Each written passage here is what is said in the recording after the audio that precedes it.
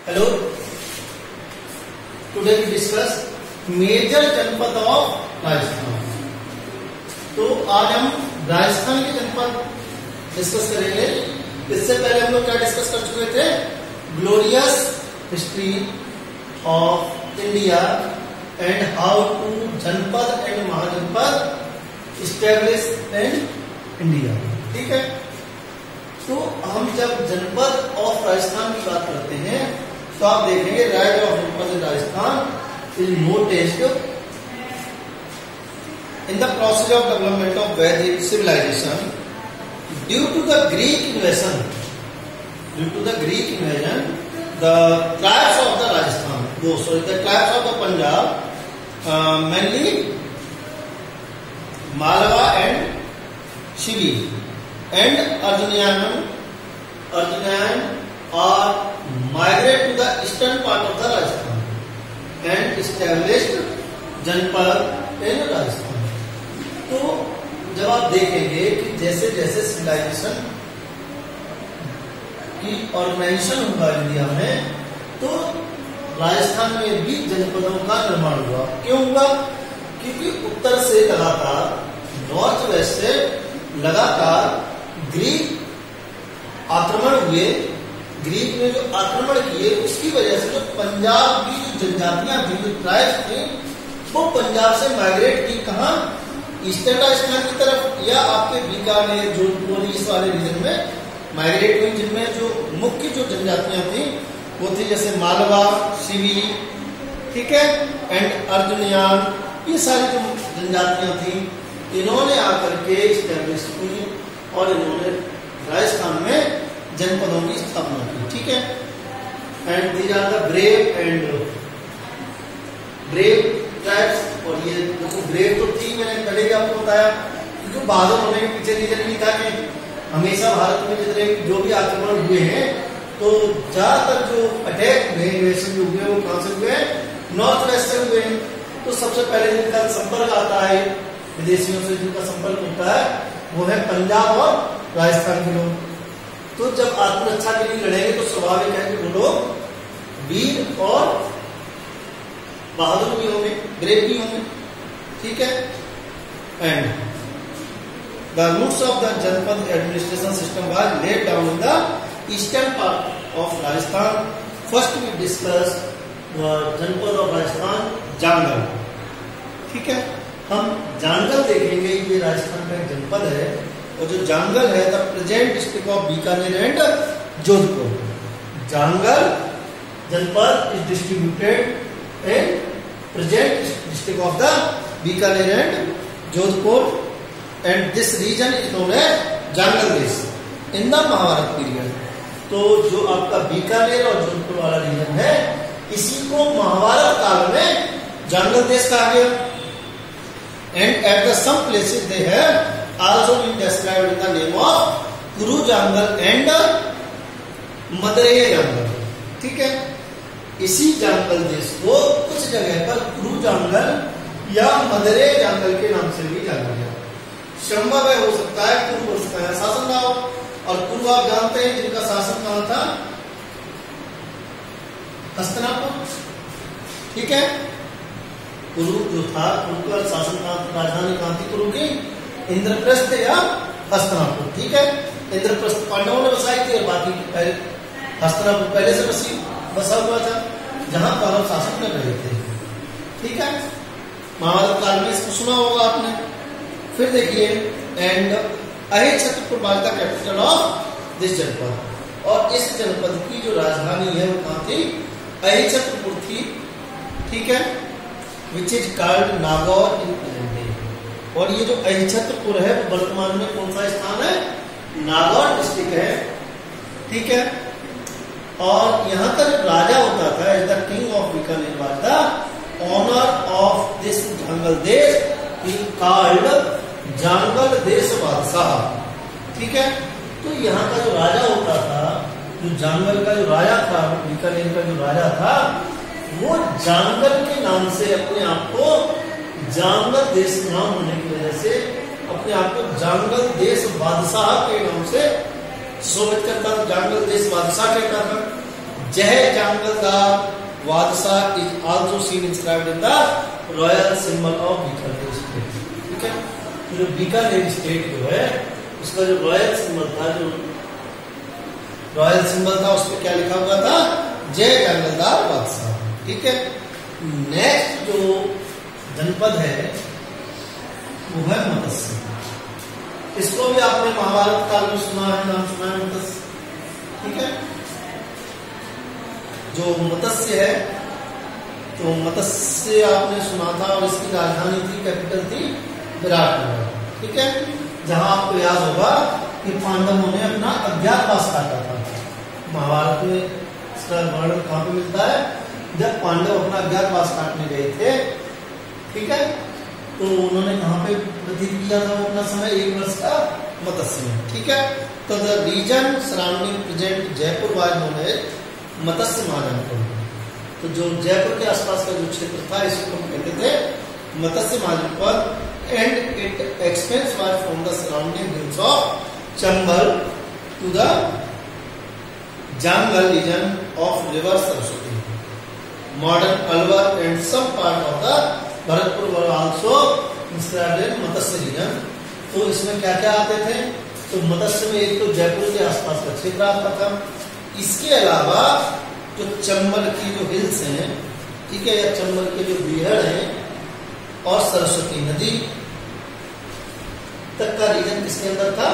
मत्स्य reason के अंदर था। वर्तमान अलवर और कुछ हिस्सा भरतपुर का मत्स्य महाजनपद में आता था। ठीक है, इसका विस्तार कहां से कहां तक था? तो जयपुर, चंबल, इधर सरस्वती, अलवर और भरतपुर के कुछ हिस्से में। ठीक है, the Viratnagar which is known as the Bairat in present time was the capital of Matsya. ठीक है, तो विराटनगर या जिसे हम वर्तमान में वैराट के नाम से जानते हैं, यही मत्स्य की राजधानी थी, कैपिटल सिटी थी। Clear information about the Matsya janapad for the reason of Maurya kingdom, Bindusar is not available. ठीक है, तो ये कहते हैं कि मत्स्य जो है, मत्स्य महाजनपद का जो वर्णन है वो बिंदुसार से पहले का मीन्स बिंदुसार के बाद का जो हम इतिहास देखते हैं तो उसमें मत्स्य महाजनपद का नाम मिलता है। ठीक है, it has been described in the Mahabharata that a ruler named Sahaj ruled upon both the state of Chedi and Matsya.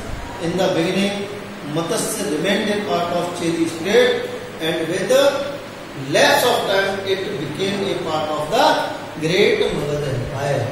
Okay, so Matsya first, Matsya and Chedi both are ruled by a common king, Sahar, and after this Matsya is also considered the part of the Magadha Empire. ठीक है, तो पहले मत्स्य और चेदी पर एक common राजा का शासन था, सहाज का, और उसके बाद में मत्स्य को मगध साम्राज्य में मिला लिया गया। ठीक है, इसके बाद है सूरसेन। सूरसेन थर्ड जनपद है राजस्थान का, और this Mahajanapada was situated in the present Braj region. Surasena आप जानते ही होंगे वैसे भी। तो सूरसेन जो साम्राज्य महाजनपद है, ये आज का वर्तमान का क्या है? ब्रेज रीजन, मथुरा वाला रीजन। ठीक है, और इससे सबसे संबंधित और फेमस व्यक्ति हैं लॉर्ड कृष्ण। ठीक है, सब लोग जानते होंगे इनको। तो सूरसेन से सबसे निकटतम संबंधी जिन्हें आप जानते हैं वो है भगवान कृष्ण। तो सूरसेन जो महाजनपद है, ये आज का प्रेजेंट का क्या है?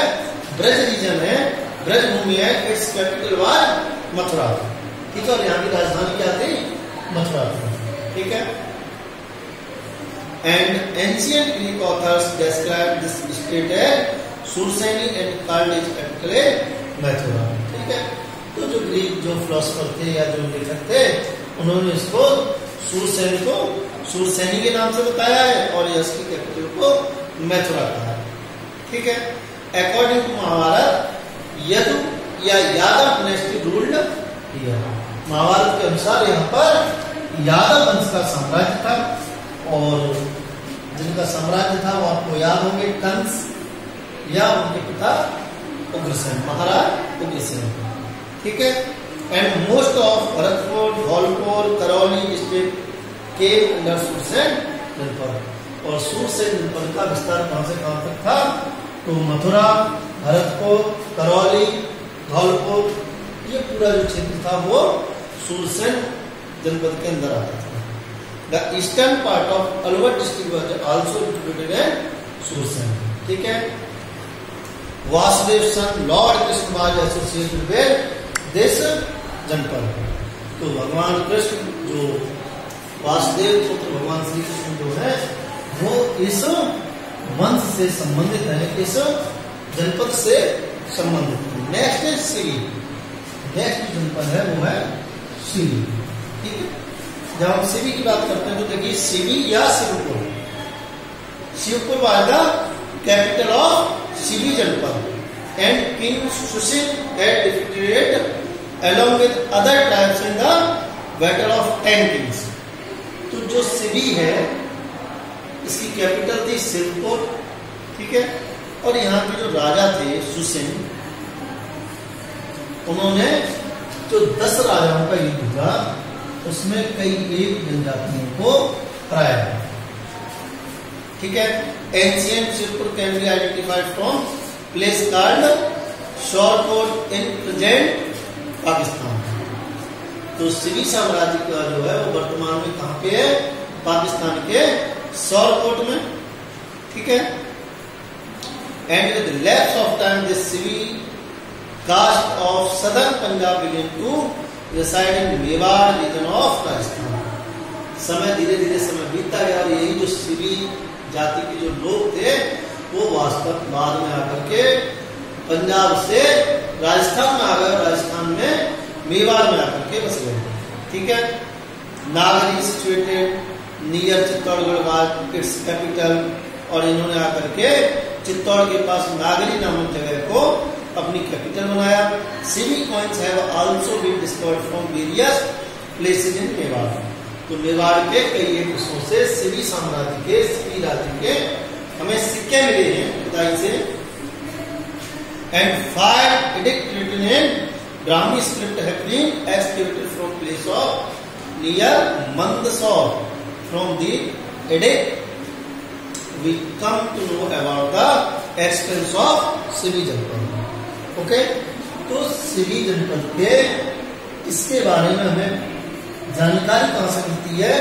तो मेवाड़ के पास से 5 शिलालेख खुदाई में मिले हैं जिनसे इस जनपद के बारे में या सिरी राज्य के जो एडमिनिस्ट्रेशन है वहां की किस तरह की ऑर्गेनाइजेशन थी या क्या संस्कृति थी, इन सबकी जानकारी उनसे मिलती है।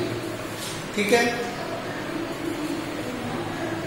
इसके विस्तार इत्यादि के बारे में despite the presence of republican administration system the actual administrative authority of the Janapada was in the hand of rich feudal families.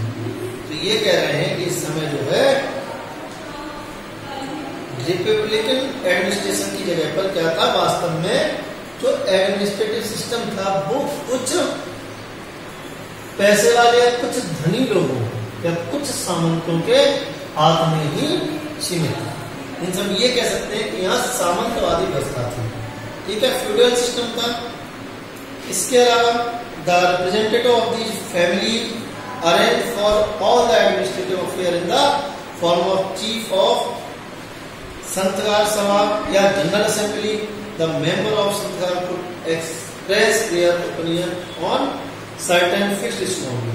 तो ये कह रहे हैं कि इन्हीं परिवार के, इन्हीं ये जो परिवार के लोग होते थे या जो फ्यूडल फैमिली के जो लोग होते थे उनसे मिलकर के बनती थी जनरल असेंबली या हम इसी को कहते हैं संतगार सभा।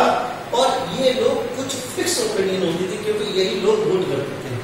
किसी भी कंट्रोवर्सी को लेकर के वोटिंग यही लोग करते थे। ठीक है। तो दिस वाज कॉल्ड है वोटिंग या संतगार was the biggest organisation of the Janapada. ठीक है। और जो संतगार जो सभा थी या जनरल असेंबली जो थी ये राज्य की सबसे बड़ी संस्था हुआ करती थी। and were also present apart from Central Assembly. With passage of time, these republics declined to mutual conflict, formation of several group and mutual misunderstanding. तो धीरे धीरे समय के साथ साथ ये जनपद खत्म होते गए। और क्यों इनका पतन हो गया, इसका मुख्य कारण था आपसी मतभेद या मिसअंडरस्टैंडिंग, ठीक है। एंड आपसी मतभेद या इसके अलावा एक्सपेंसियल पॉलिसी, अत्यधिक खर्चीली नीतियां, ठीक है। तो इनके पतन का मुख्य कारण रहा वो क्या रहा, अत्यधिक खर्चीली नीतियां, मीन्स इनकम कम थी और खर्चे ज्यादा थे। और इसके अलावा आपसी मतभेद, इन्हीं सब कारणों से ये मोनार्की धीरे धीरे खत्म हो गई, ठीक है। और इसी के साथ नेक्स्ट हम डिस्कस करेंगे वो है महाजनपद, ठीक है। तो महाजनपद कितने थे, 16 महाजनपद थे। ये हम नेक्स्ट लेक्चर में डिस्कस करेंगे। Thank you.